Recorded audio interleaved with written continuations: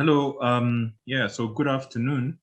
Good morning, the other people in other parts of the world who are watching us. So today is day 2 of our short training course, which is a side event at BioAfrica Convention. And this is brought to you by ICGEB, so our colleagues in Dresden. So today we have the privilege of welcoming Michela, who is going to talk to us about GMP in the manufacture of biologicals and biosimilars. So over to you, Doc. Hello, everybody. It's a pleasure being with you and have the possibility to share our experience in our facility. And yesterday, you already had the opportunity to hear about the biologics and biosimilars process flow of manufacturing and some quality control. And today we will go a bit deeper in one aspect that is dealing with the manufacturing facility of for biologics and in particular also for biosimilars. We are working ICGEB, and as you already heard yesterday, we had 1 year of hard work experience in building up this new facility, and we will show you our case study. Just giving you a brief recall to principles of biologics and quality controls, and mainly going focused on GMP guidelines that guided us in the building of up of this new experience for us. We will go through GMP principles and GMP quality system and GMP quality assurance, and gives you some example of our experience in this new journey. ICGEB, just to start, is an international organization that is principally focused in research and especially in training. And we have also a technology transfer unit that is focused in the helping and supporting industries in life science to promote sustainable and global development. We have 3 main units in Italy, India, and South Africa. And globally, we talk about 66 member states and different collaboration partners. Our biotechnology development unit is has great experience, 20 years experience in the biologics and biosimilars procedures. And I will just quickly let you understand why biologics. For sure, biologics are therapies that have revolutionized the treatment of many important diseases in the last 40 years. And the market of biologics is really spreading out and becoming more and more important during these periods. For example, if we talk about health benefits, there are many data that are strengthening this concept. And also, for example, for diabetes, the impact of this disease will increase, unfortunately, in the prediction of the next years. And the impact also for growing countries and developing countries is a very important issue for all of us. What we can say is that in the global market, biologics are very important, and for now, by now, they are guided by countries like North America, Europe, and Asia. But we really want to help Eastern and Africa and South America countries to become more and more important in this field, giving them our support. So this is mainly our mission in ICGEB. And if we talk about biologics, we don't talk only generally, but we also know that it includes a subgroup that are biosimilar. And biotechnology transfer in our experience is leading, mainly leading with biosimilar, because they are a sort of cost reduction process, not patentable, and they have only 8-10 years of development instead of 15 years, and more than 10 less million costs in the developing process. What we can say more, that even in biosimilar case, the role of Latin America and Africa and Middle East countries is becoming more and more important, and we are here for supporting this process further and further. We know that biologics include also vaccines, and I think that during this talk we will do sometimes some deviation from biosimilars, because vaccines are making part not only of the last 40 years process of Africa, improvement in vaccination, but we are dealing with the last 2 years of pandemic with COVID. So it's really worth to give some kind of updates in this kind of fields. And we know that they gives very huge improvement in health, in economical and social impact. And as GMP guidelines are going parallel for biosimilar and vaccines, we will concentrate also in this parallelism during this talk. So let's go to the more concrete part of this overview, and talking about our ICGEB facility and biotechnology development unit.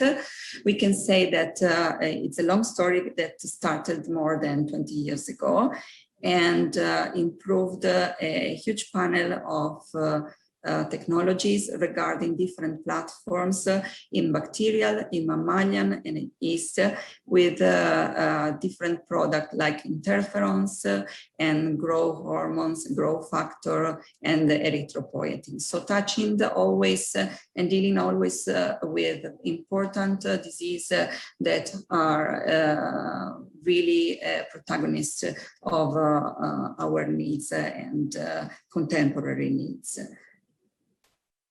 In the next our pipelines, we have also some biosimilar like antibodies like trastuzumab and certolizumab. We will not go in details in this stage because you have already done the yesterday course. So we will concentrate on the upstream, downstream process and explaining why this is a crucial part in starting and designing of a new facility. Biological manufacturing is mainly divided in 2 steps, upstream process and downstream process. The BDU works is concentrated on the upstream process from cell bank till the growing of cell culture and harvest their product, and also in the early part of downstream process, and we are talking about primary purifications in this case. So our goal was to transfer all these 20 years experience in a new facility that would shift the R&D activities also in a GMP environment and controlled environment, to create a model to be shown in our training and to give the possibility to people to have the experience on this in this platform. How we started. So the idea is that before starting to design a facility, we have to really know well our process flow, and on this basis we go to the facility layout and project this facility, and always give a feedback referring to GMP requirements. And this is a way of thinking that will be recalled many times during this presentation. For example, if we talk about generic biologics, we find help in GMP guidelines in the World Health Organization Annex 2 that is explaining all these details in the applications of guidelines during the whole process, and depending also from different type of source of material. This means that if we have animal plants or viruses, cultures of, or maybe fermentation of animal sources, there will be different implementation of the facility, and always it depends on the products that we want to focus on. We can talk also in this, and we can see in this annex also about human source origins. Today we are not interested in this, but there is a full and huge explanation also about this kind of requirement, from the collection of the material till the formulation.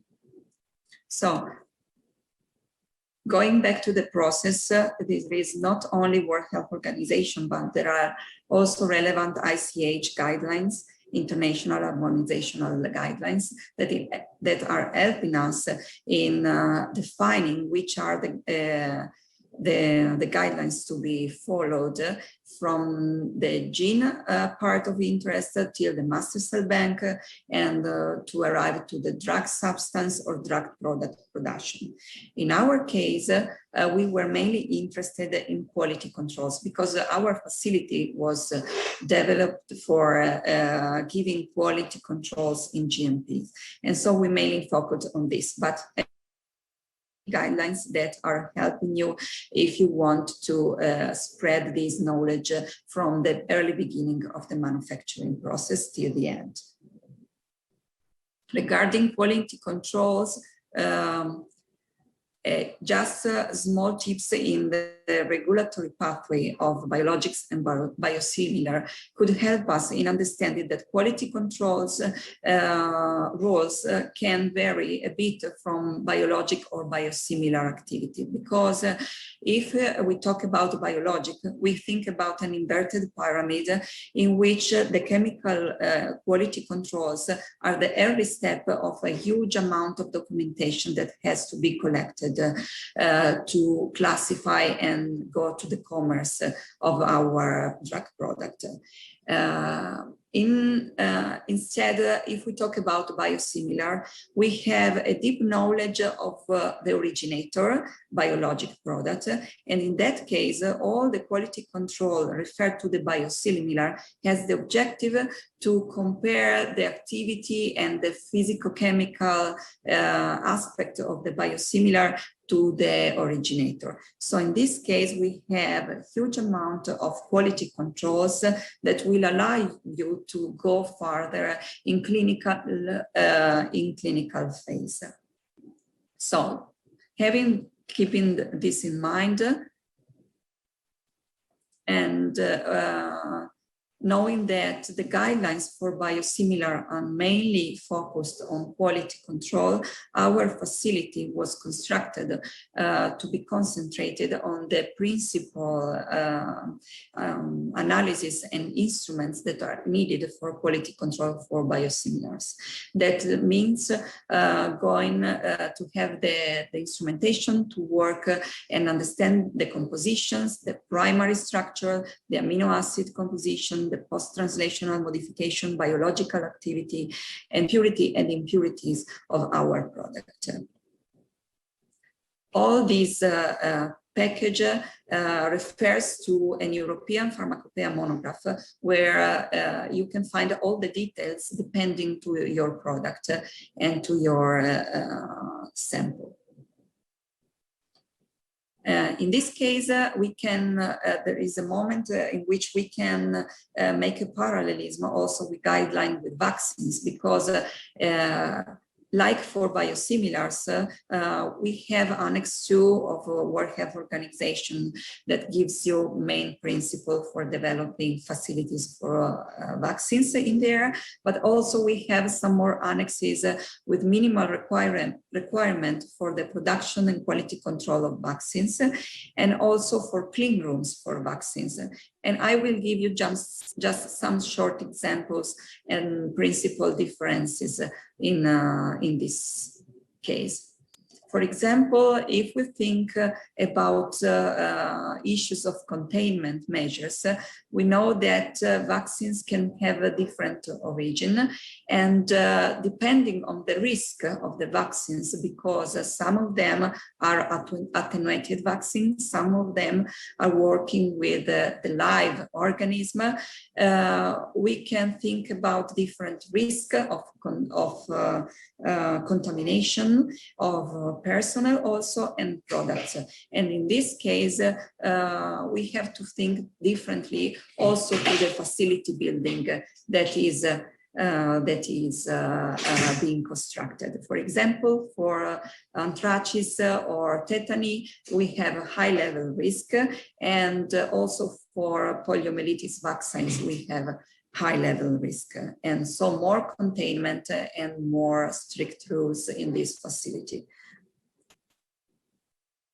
Going into the practical activities of our model and know-how, we go back to this early process that I already presented to you, and we think about the process, about the layout, and about GMP requirement. And in practical view, we started to design the facility as a new pharmaceutical product, thinking about the offices, the utilities needed, the external infrastructure, if any cold room or pharma facilities or aseptic sterile filling would be needed. And together with a network of engineering and construction, commissioning and startup, we started the validation of this facility process. So the first step was to put into a scheme, a layout of our process. In our case, we had in parallel mammalian upstream and microbial upstream. In some cases, from some products, we need some chemical modification. And when we collect our products, we go to downstream to have the purification and our proteins.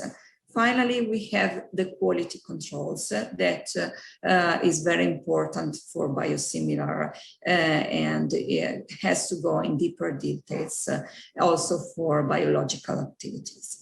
So in our case, we focus only on physical chemical quality controls, and we decided also to have a store of cell banks that would be needed to start with this upstream process and microbial process. The second step was just making a list of all the instruments that will be needed and find the right placement in all the rooms, and define which would be the laboratory that would be for R&D and for GMP. And in our case, we decided for quality controls beans in GMP and for cell banking in GMP, and also the class that would be needed according to GMP guidelines to ensure a good quality of our product. And so we divided our facility in class D room that is mainly of the wall facility, and defining the class C room only for mammalian and cell line facility that is in orange depicted in here. The pink one are some laminar flows that are reproducing a more safety area for bioreactors, for example, that are similar to class A. So at this stage, we have to go a bit deeper also in the GMP rules. And in our case, Eudralex, the European guidelines are helping us, and there is a link to all the documents related to preparing and manufacturing facilities in this part of public health area. The main steps that we're interested in were define which class we would need, and for example, the class D is the less controlled, and usually is dealing with cleaning equipment, handling components, and some easy steps. Then there is the class C, that is preparation for solution. Grade B is a more strict area, and grade A is the best one and ensures sterility of the product.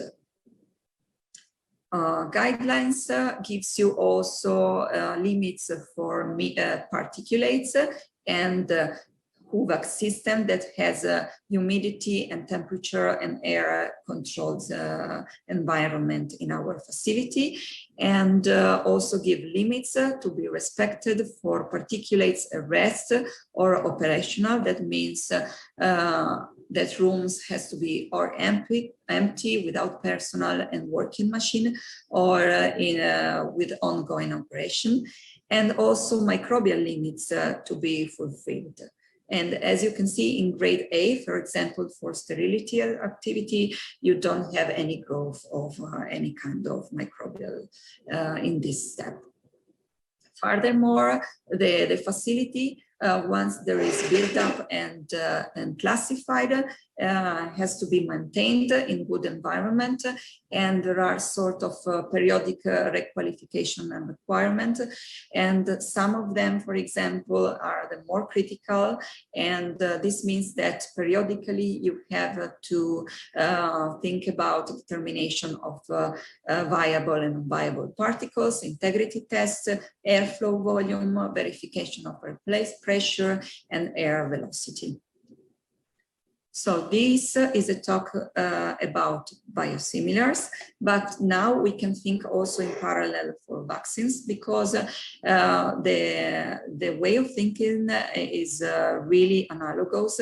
And as I anticipated you before, viral vaccine depends, constrictions depends mainly of the kind of product you are interested in.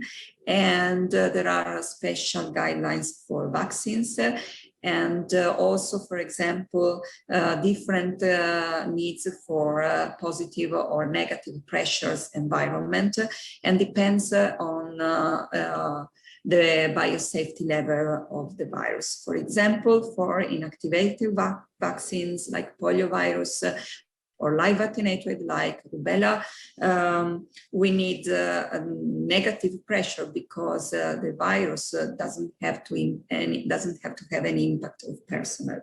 In the other way, if you want to protect the product during, for example, filling process, you have positive pressure, because you need that your product remains very clean and not contaminated. This is a really easy explanation of how to program the building of a facility for vaccines. And there is a strong analogy with our biosimilar facilities, because you have going aerial, material, airlock, personnel airlock in one part of the facility confined. Then you have cell culture production in part 2, and vaccine production in part 3, purification step in 4, and then if you need aseptic filling, there is the need of isolated area, and as well for labeling and quality control. In this case, for vaccine production, usually you need grade C, level. For aseptic preparation, you need more strict conditions, so you shall shift from grade A or B and D, depending if you have a dedicated lab or you have an open space area. And for quality control also is the same approach. If you have an open area, you need a grade A and B as a guarantee of the quality activity. And if you have a dedicated lab, you need a class D background. For labeling, no classification is needed for the environment. So you have more freedom in that final stage. I don't want to go into these details, but it is just to show you that the environmental monitoring and cleaning rooms in vaccine manufacturing facilities guidelines really goes through all the open system and closed system needed classification from the whole activities, from the raw material arrival till the end of the filling or any kind of sterility needs and transfer for quality controls and for also productions of cell banks and whatever. So you can find all the details in these attachments. As well, I told you for sterile filtration and antigens also and chemical modifications. If we think about the environment, we are back to the concept to have microbial containment and air containment, and this is really the same for biosimilar, and it gives you also the routine sampling and the frequency needed depending to the grade in which you find your facility. Some tests can be done monthly, some tests can be done weekly or maybe daily if you are in strict grade like A or B. So finally, the take-home message is that you have to think about an environment when you have temperature control, humidity control, airflow, air pressure, recirculating air volume, and a defined environmental class. In our case, this is the explanation of our environment, going in the details room by room, and all the limits that we put for temperature, humidity, and so on. So we continue this journey into the facility layout, thinking about GMP requirement and process. And the story is that now that we had an idea of how to build up the facility, we had to prepare the quality system according to GMP guidelines. So not only walls and instruments and having in mind the real process flow, but also constructing parallel documentation to this flow. And this means that we needed a high quality of the analysis to give the certificate for the quality of our product that is a representation of the safety and efficacy of the final drug and a guarantee for the safety of the patients. That is the goal and final target of all our works. This means that GMPs are not only related as we can think about the final drugs, but they are dealing with the whole investigational product, the technology transfer that we are involved in, and commercial aspect, and also some, most of the time also to any kind of discontinuation of the product if it's needed. The main goal are to focus and define the responsibility and the process performance and the monitoring system of the whole process, and define also activities for corrective action and preventive action known as CAPA system.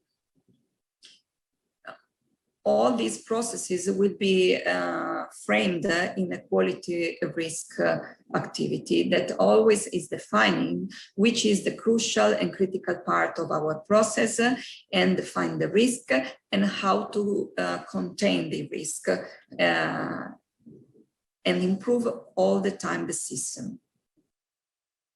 So in the volume 4 of Eudralex, we have these kind of guidelines, and we have to think about many aspects of the process. That is not only production or quality control analysis, but we start from the hygiene in the production, the quality management, the suitable facility, qualified person needed, any kind of complaints and recall that could come, and especially traceability of our work.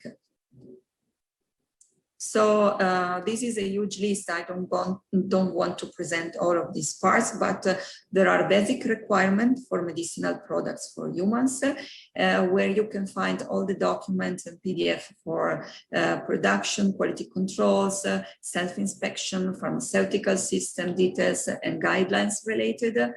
Some example of documentation as the site master file. I will show you briefly the content of, in summary of it, and how to define the quality risk management and guidelines for pharmaceutical quality. Finally, there are some annexes with a special focus on sterile medicinal product, biological activity for human use, and manufacturing guidelines, and also some parts that are really crucial in this process, that are computerized system validations and qualification and validation of our instruments. So to have this first part conclusion, we have to think in 360 degrees way, starting for personnel, premises, equipment, how to sanitize our laboratory, how to perform the production, quality control, documentation, storage, any kind of audits, complaints, and recall. The final goal is simply represented to the tensions that we can say we want to prevent errors. And errors can come from each kind of steps that we perform, from contamination, from the procedures that we have, from instruments error, from cleaning errors, or from laboratory procedures error.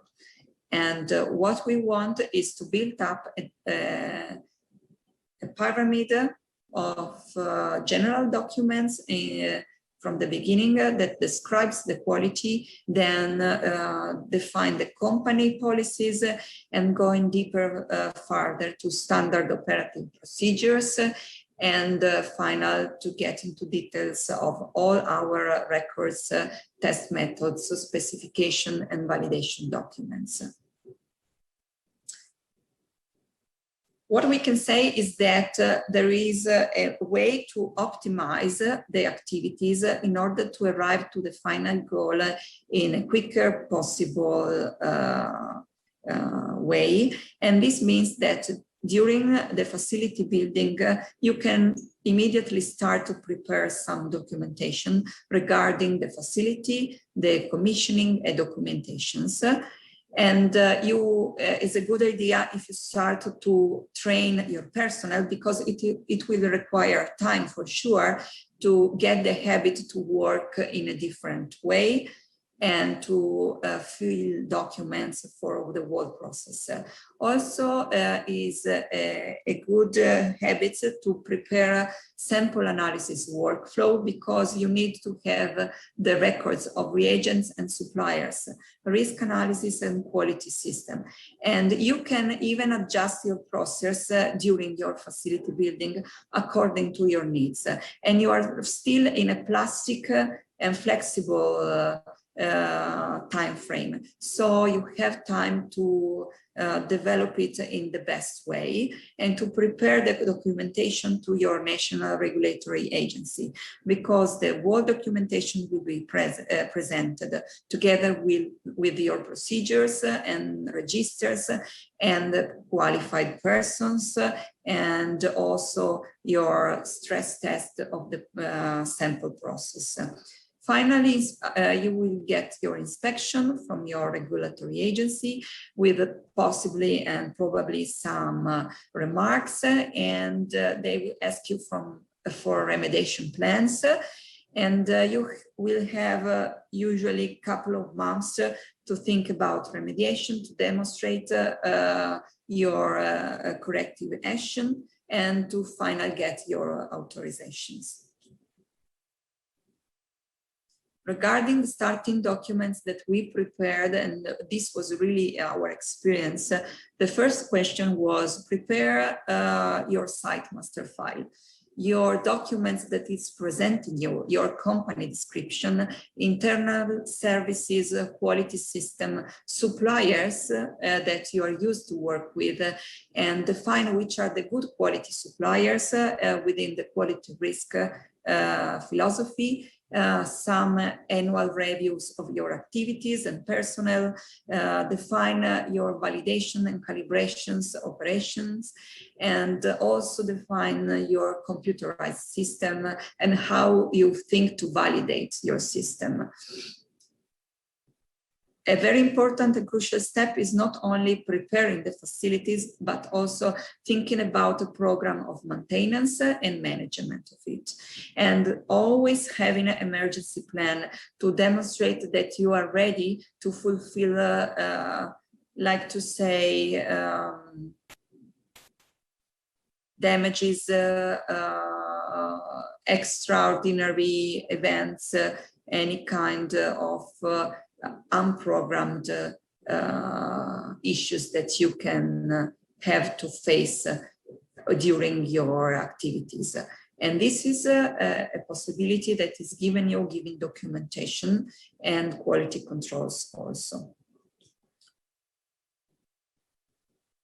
So one quick summary of your site master files. You can find some models online and also in Neutralex archive. They will ask you to prepare your organizational chart, plant layout, and sample flow mainly.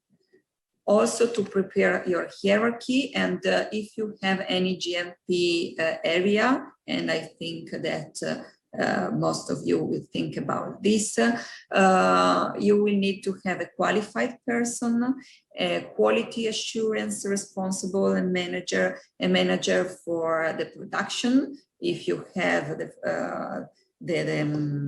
the production facility also, and the manager of the quality controls. These are the main models of the quality control system, and you need a responsible person for them.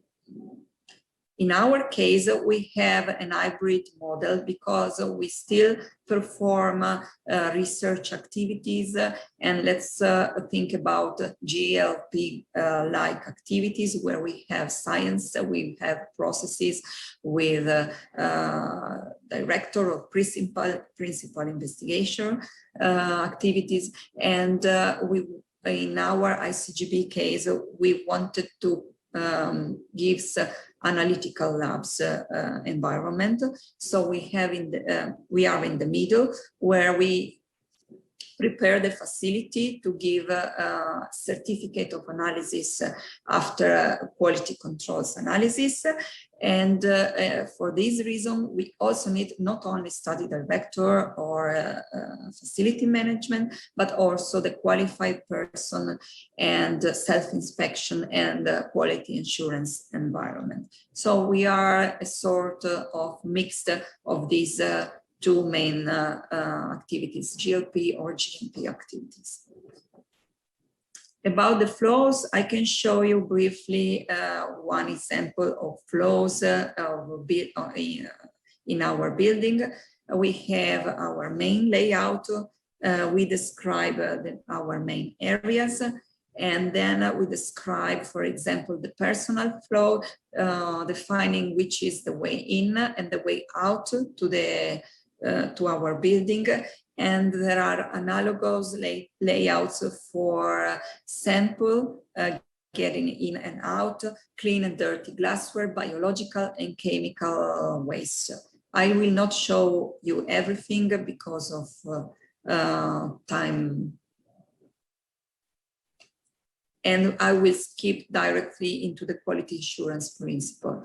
This is because quality assurance, I told you, is not regarding only about the process, but also the quality control.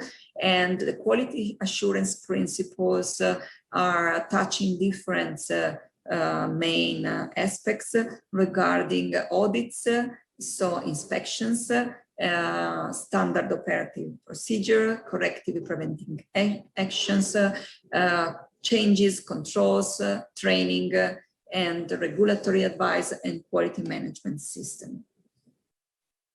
In this case, the quality assurance is focused and it occurs especially when different materials are unintentionally combined with each other. So we don't want to mix up, and the mix up can comes out from different steps. Not only mix up of material, but mix up maybe from labeling or from analysis or from batches of product. And this is a case in which the whole process is interested, and heavy quality documentation and clear procedure is really helping you in controlling all the whole steps and have clear ideas of what is happening and why. So if we go deeper in the cross-contamination, the cross-contamination can come from environmental operators, for example, but also from equipments. And analogously, we can talk about cross-contamination also from products, so between two products. And in this case, there could be contamination from particles, from chemical impurities, from microbiological contaminants, or other pharmaceutical products. So having clear standard operating procedure is fundamental to understand that your process is guided through the whole part of product treatment, and is telling you where, when, and how to use your equipments and your materials, avoiding any kind of possible error. One example could be the idea and the needs to decide which are the rules of the behavior in your facility. And usually, for example, is avoided to smoke, to drink, to eat, and you have to wash your hands frequently, and you have to wear coats, sometimes face mask or gloves, and so on. Depends mostly on your facility, and also the way you dress up you are going is part of the rules. So finally, going further with the documents and how to build up this hierarchy, we go further in the details, and we started mainly to prepare equipment list, maintenance plan, registers of user, and validation master plans. Here you find an example of our validation master plan. And this is a way to have controls of all your equipments, and if they have been validated or not, calibrated, maintained, and cleaned.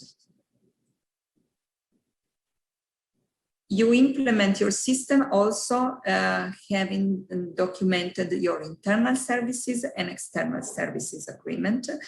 And this is a part that regards not only suppliers for materials, but also for cleaning service, technical service, and any kind of consultants. So one a bit different documents that you can think of it is the quality technical agreement. This is not a simple scientific agreement, but is an agreement in between the two qualified persons that is required to provide information about the roles and the responsibility of each part and the critical aspect of GMP requirement. For example, any specific technical aspect related to product manufacturing and also for shipments of materials and further information of the roles and the responsibility. This means that your facility will have different quality agreement depending on the manufacturer, contract testing laboratory, contract sterilizer, secondary packaging and release for supplies, and also to your sponsor. You should have a quality technical agreement with them.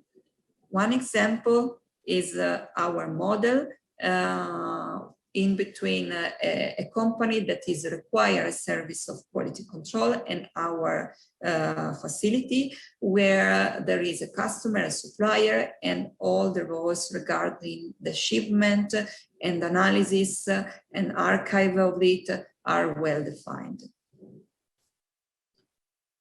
Thinking about another aspect that is as well as important is the personnel qualification. And if you start to build up documentation regarding your personnel, you start to collect their CV, their qualification, GMP training certificates are very important in this case, define the role of the personnel, and also define which activities are allowed to them. All these aspects grows together in a matrix competence.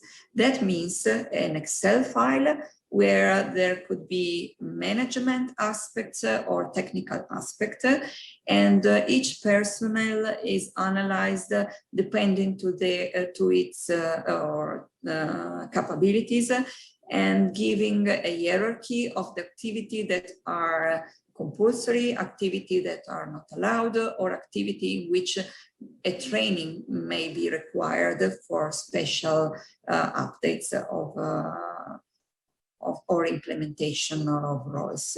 This means that you always have under your eyes the preparation of your personnel and if they are well trained or not to perform some of their work.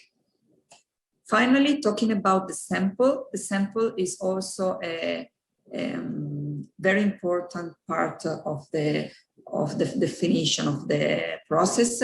We have to think about the sample flow, how the sample will be shipped and how they will arrive and how the samples will be registered, analyzed, and which kind of certificate will be released at the end.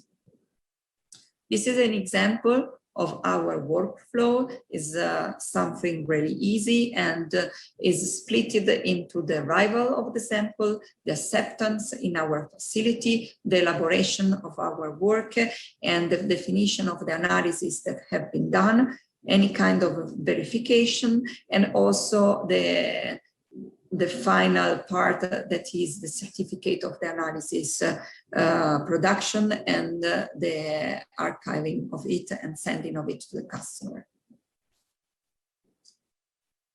If we start to think largely, we can also think about the risk, and we have to think about the risk because it depends on the critical part of the whole process. And in this case, we keep mainly risks about solvents, about usage, about sample flow, laboratories activity, about allowed activities, and about matrix competence. So what we have to think is that we know where are the possible risks, and each time we face any kind of issue, we have to think about solution to guarantee the security of our activity and implement our planning and our procedure to ensure the safety of our work, and also to assess and control always our activities. This is a risk management flow, and you need a documentation of it and documentation of any kind of implementation of it. Maybe I can just— it's an ongoing process. Yes, maybe Michela, I can just interrupt you because we have just 5 minutes. Yeah, okay, this is almost there are over. some questions as well in the chat. Yeah, okay. This is almost over. About the quality assurance, we already talked about the risk of the analysis and preventive action. These are some examples of our models, and also document to prepare our standard operative procedure with some models of them. And I will skip and go through the idea that the standard operative procedure, we go to the laboratory management, IT service, data governance, general service, and quality controls. And usually they are divided in different chapters, the analyzing the scope, purposes, definitions, materials, references, and revisions. One important step is also validation of instruments and methods. And in this case, we have to think about all the instruments that are arriving have to be qualified for installation, operational, and performance qualifications. That means to demonstrate that your instruments is working well and always with the same performance and always as a guarantee of the quality of your analysis has been ensured. Finally, about the documentation, that is our final step. The traceability of our activity is very important, and we have to ensure who will perform the activity, when and where, and how. And for this reason, the data integrity concept is very important, and all your data has to be legible, attributable, original, accurate, and complete. So finally, a good support could be an electronic records compliance, that is compliance to audit trail compliance to 21 CFR Part 11, and some examples could be represented by our internal laboratory eLab journal system that give you traceability of our suppliers, of our inventory samples, our protocols, and our projects. So it's really quickly viewed in here, and also each kind of permissions and roles. What is the take-home message is that we need to have a quality risk management to control it and to ensure which is the critical part of the activity, define correction and measure deviation, minor deviation, and understand which kind of activities we have to perform to ensure a qualified and quality process. These are always some models as an example from our work. And finally, the final goal is to pass audit, because the manufacturing and the process is subjected to audit. The audit means could be internal or external, but it's been asked to you to demonstrate if your quality process is in line with GMP guidelines, and if you have any non-conformity, how to modify your system and your process to get a better process, and having coaching and mentoring always updated. I think that I've also done in the main concept. So why documentation is critical? The main goal is to be transparent, to keep records, to confirm what we have done, to understand why there is any error and how to make the correction, and also to reconstruct any detailed picture of what has been done.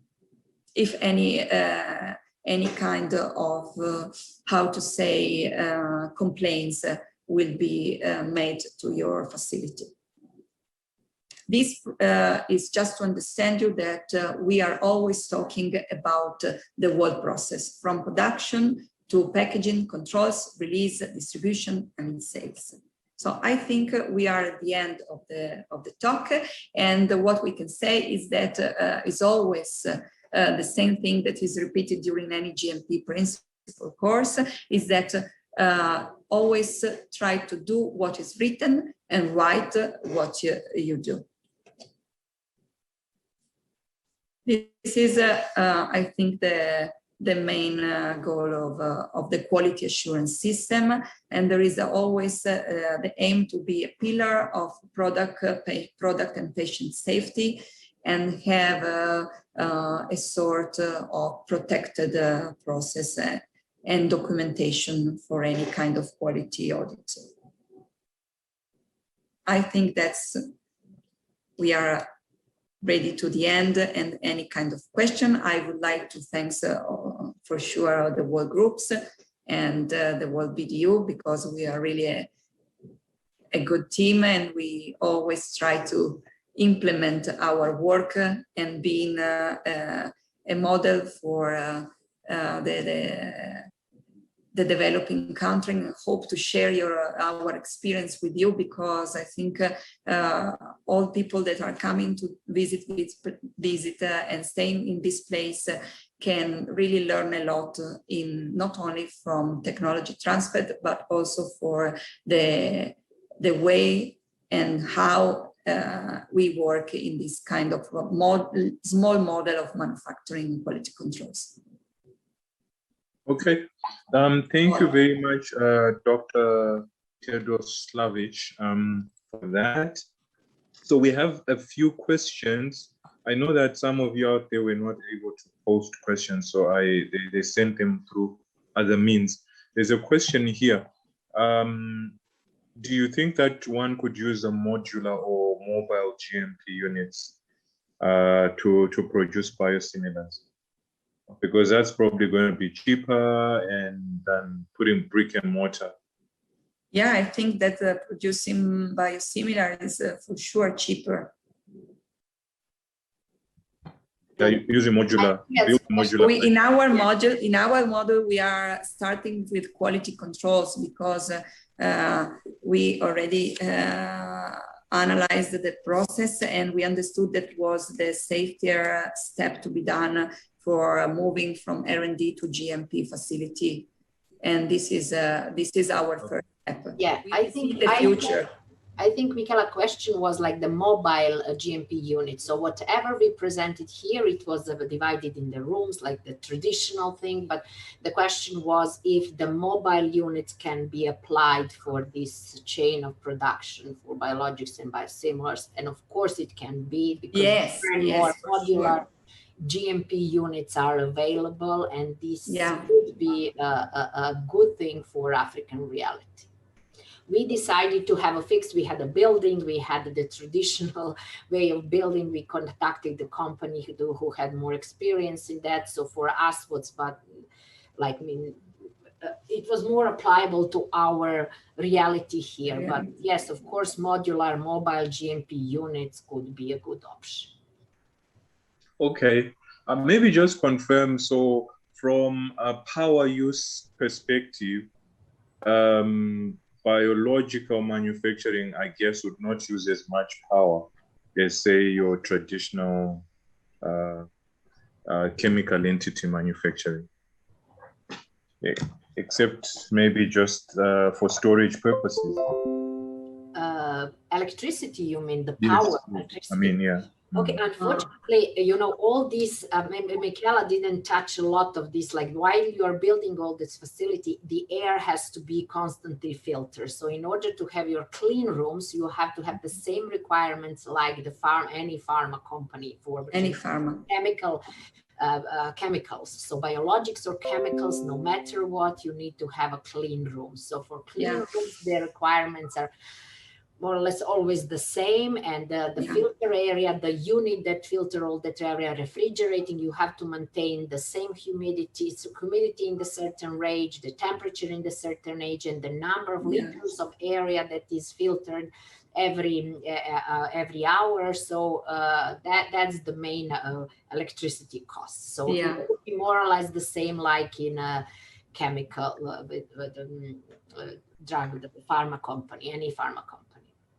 Okay. Once you talk about having a clean room, maybe because it could be for sterility filling, for example, you are in the clean room field, so nothing is changing depending on if it's chemical or biological. Yes. All right. Then there's a question about, so it says, do the raw materials also have to be GMP or only at point of formulation? It depends. It depends on the raw materials because, for example, the GMP guidelines specifies that if you're able to work with your raw material and finally get a filtration step, and it's allowed because it's not impacting the product, you can work at least at a certain point without so much. Sterilizing. So you only then do terminal. And you will do the sterilization at the end. But there are some products that are not, that are so sensitive that cannot be stressed by a filtration. And in that case, you have to be really careful from the beginning and into clean room from the starting. Okay. Michela, maybe you can say a little bit more what raw material needs, which documentation raw material needs to have. So anyhow, it has to be very well documented. Yes, because the raw material has anyway to controls analysis in any case. So if you want to have raw materials that can be used, you have to have quality controls that are under GMP, let's say GMP compliance environment. And in this case, you follow again in the strict rules of cleaning environment. So, especially for biologics in this case, I would say. I remember I asked you, so for people who don't know, we actually had a whole course around this, so you can look out for it next time. But the one thing I asked you last time was, how do you become somebody, an expert in GMP? How are you trained to becoming a GMP expert in this area? You can have, there are two possibilities. One possibility is to go and directly work in a facility that is under GMP environment. And so in that case, it's compulsory to be trained. So okay. In that case, you are immediately launched into a GMP environment. In the other case, there is the possibility of being trained. And I had performed, for example, 2 different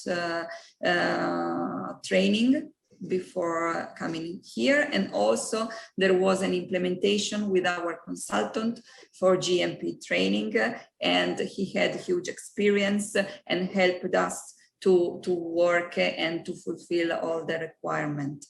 So it's an experience that you can collect both from experience, a laboratory experience, and guidelines. But I would say that for sure, the best thing is to see how to work, because you can have an idea of documentation and guidelines, but it's always like that. When you see things and habits and rules and procedure in practical, they stick into your mind, and you see how people move, how they are dressed to enter, and how they work with procedure and maintenance, and it becomes an habit. It's just a bit of changing of way of thinking, but it can take some time, but it's just... Yeah, so it's GMP like this, quality is a culture. Yeah, you understand that finally you have a good goal and you have a good quality product, and what you're doing, maybe also in documentation, it seems a bit more spending time, but finally you don't repeat experiments. You don't need to have errors. You don't have errors, you don't have mistakes. And so you don't spare time in repeating, but just have the final advantage of having a good process done immediately. Okay. And also, if I can, yes. can say, we had really 1 year consultancy, but the consultant will not prepare the document for us. So no, because they are helping us to read these draft documents of the authorities and try to put it in practice. So basically, we really prepared every single document. Yes. So this is what we now would like to share, because now we had experience with that. We suffer on our own skin. 1 year of writing the procedure. Also because the guidelines are general and it depends mainly of your process. So you have to custom the guidelines to your process and to think what you want to do with your product and your analysis, and translate this way of thinking into a practical approach and documents. And each time will be different. Yeah, it takes time. So that's why I think training is very important. And that's something that I think we've already started and we should continue. Okay, with that, I don't think there are any other questions for you, Dr. Terdoslavich. So what we will do is we will just then open up to any general comments or questions. You can put them in the chat box. So we've had about 6 hours of training. So since yesterday, when Dr. Skoko did an introduction of the technologies in production, and then we had Dr. Guanachia talking about the chemistry side of things, and then today we've just had Dr. Terdoslavich. Right. Talking about quite complicated. Yeah. Yeah. So I don't know if there are any other questions. Otherwise, we can. Let me see. There might be something. No. So there are no comments. Yeah. Otherwise, what you can do is you have our contacts. You have the colleagues' contacts. You can just reach out to them and ask what questions you would like to. You'd like addressed. Also, utilize the opportunity to actually get some tech transfer. I think that biologics and biosimilars, they sound very complicated. It's actually quite intimidating. But then if you think about how you do microbial culturing and cell culturing, to a large extent, I think the skill set is already there. It's probably easier to make these things than to synthesize new chemical entities. But I guess it's then structuring and getting confidence, right? Building confidence in that. Okay, so on that, I'd like to ask Natasha, if a country was to start on the journey of biologics, is it easier to start tinkering with vaccines and then growing to a point where you're now doing biosimilars, or is it actually easier to start with biosimilars and then go back to vaccines? Which is more complicated? Okay. We have no experience with vaccine field, but what we read and when we find the parallel between everything, I think that the main principle is the same. So you have to think first about all these rules and the process flow, like Michela explained today, then go to the facility building and so on. But like talking about technologies or biologics, like once you learn one technique, then it's easier to take some others. So what we suggested in these 25 years when we train people, we, of course, traditionally more easier was to work with microbes. So working with production in bacteria, is a little bit easier than working with mammalian cells. So what we would suggest, like, okay, let's start to talk about these products that are produced like GCSF or insulin's growth hormone in yeast. So let's try with bacteria and yeast. Let's try to develop this mind and thinking of the biological process and then go further to mammalian cells. So unfortunately, we don't have experience with vaccines, but we would suggest something like this. But of course, you have to think what is necessary in your country, what is the market need, what is the, you have to take into consideration all other factors that, of course, Okay. But we can train people in a non-industrial environment as well. I mean, it can be part of any university, in any small lab. So we really, 25 years ago, we started like the windowless laboratory in the basement. In a 25 years, we would like to really build a clean GMP-like laboratory. So yeah, because it's a tinkering that gives you confidence, right? Yeah. Okay, so we are going to be closing just now, and I'd like to get closing remarks in from you, Dr. Skoko. Yes, I would just like to share, if I can. Okay, so you got like 3 minutes. Yes, it's really nothing. It's really just a reminder what. Yeah, go ahead. Okay, let's try to share it. So it's just to say what we wanted to say. So I think that we would all agree that biopharmaceutical ecosystem is this dynamic, fast, that is evolving constantly as new ideas take hold to push the industry, new directions, new monoclonal antibodies. We saw these new antibodies against SARS-CoV-2, against Alzheimer, and all these present new opportunities for innovation and commercialization. So there are tremendous opportunities and overall considerable interest in biosimilar development from the pharmaceutical industry, alongside the development of biosimilar regulations worldwide, has led to the growing biosimilar market. So just keep in mind all these graphs. And I wanted to say that we here recognize the need for training to, like David, you asked, so there is a need to train for bioprocessing professionals to help speed up this ecosystem.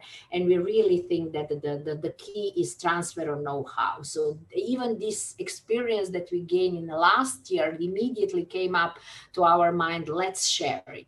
Let's put it in the format that what we learned from our consultant can be shared, and to accelerate discovery and development forward progress. So as Michela said, today's GMP education would be that we really can work people in this GMP controlled manufacturing environment, that they can use our new GMP-like laboratory as a model, and we can support companies with biologics technology and quality control analysis in a GMP-like conditions. Thank you very much for your attention. Okay, so fantastic. So I hope that we will be able to do this together, I like the fact that you're talking about bioprocessing professionals.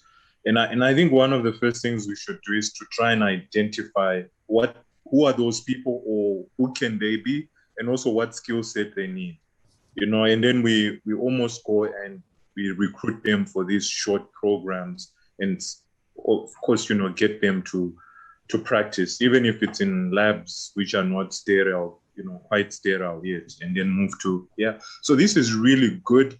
I've thoroughly enjoyed facilitating this seminar, and it's been great seeing old friends. And I'm hoping that whoever is out there listening, at least is seeing an opportunity. And you should be asking yourself, where in this bioprocessing industry can I play? And then asking yourself what sort of skills you would need. If there are any investors out there, Africa is open for business, and this kind of collaboration certainly make it cheaper. So with that, I'd like to thank you, Natasha and Michela, for today and also for yesterday. And I'd like to thank BioAfrica for hosting this, and the guys behind the scenes. It definitely went better today than it did yesterday. So we're always learning. So thank you, and enjoy the rest of your day. Thank you. Thank you. Bye. Bye. Bye.